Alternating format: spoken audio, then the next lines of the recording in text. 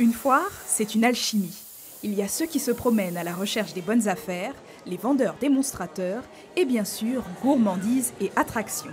Chaque vente est une animation bien rodée. Il y a une serre d'appui fort, petite pression, rotation, coup à gauche, un coup à droite. Ils sont incontournables à la foire, Mourad Alabi est camelot depuis 3 ans. Il vend des extracteurs de jus manuels. Quelles sont les qualités pour être un bon camelot? Aimer les gens, avoir du contact, il faut avoir un bagou aussi un petit peu, oui. Je pense que pour être un camelot, il faut être avant tout un personnage. Et après, on s'adapte à la marchandise qu'on va vendre.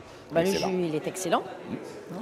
Excellent, La présentation est excellente, encourageante, avec le sourire. Et qu'est-ce que vous pensez du produit? Simple, efficace. Ce vendeur de cheminée est l'un des plus anciens exposants, avec à son actif 28 foires expo au compteur. Pour lui, c'est la vitrine idéale pour exposer son savoir-faire et remplir son carnet de commandes. L'année dernière, on a vendu une très belle cheminée à un très beau budget. C'était un premier rendez-vous, un premier devis de la foire de 2009. Pour dire d'où l'intérêt d'être ici, quoi.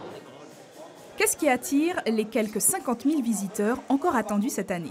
Les stands sont intéressants. Après, au niveau des tarifs, je ne sais pas si les tarifs valent vraiment le coup par rapport à ce qu'on peut trouver le reste de l'année, quoi. Moi, je rêve d'un lit électrique, mais alors, c'est pas donné. Donc, je vais me contenter de mon lit. Avec la pluie, les allées se sont vidées et c'est autour d'un gargantuesque repas que les gens se sont réchauffés. Ça fait partie de la sortie, quoi. Les différents stands et puis le jarret de l'année, si je peux dire.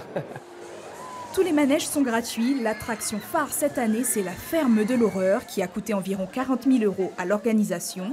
Elle plonge les plus courageux qui osent s'y aventurer dans un univers macabre.